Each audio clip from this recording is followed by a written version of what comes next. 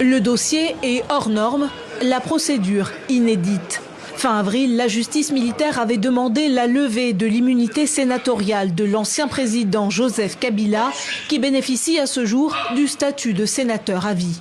Une requête dont l'examen a débuté ce jeudi au Palais du Peuple par la lecture des chefs d'accusation.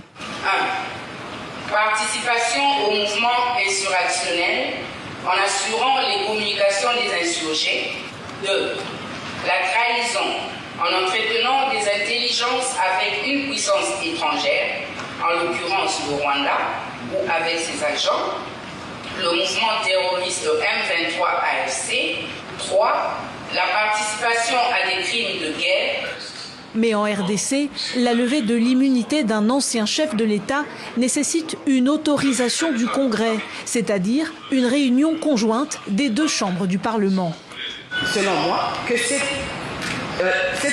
réquisitoire de l'ancien chef de l'État ne doit pas être traité au niveau du Sénat plutôt au niveau du Congrès.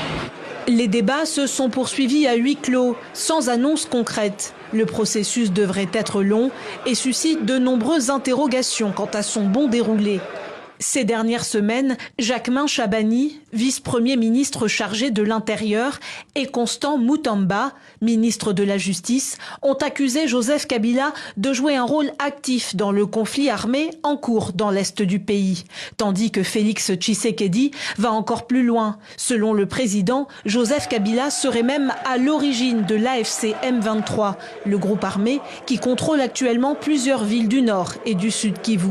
De son côté, le parti de l'ex-président, suspendu par le gouvernement, conteste ces accusations et parle d'affabulation. Selon plusieurs experts, une commission chargée d'examiner la requête en profondeur pourrait être constituée. Cette commission aurait pour mission d'auditionner Joseph Kabila, pour le moment toujours en exil.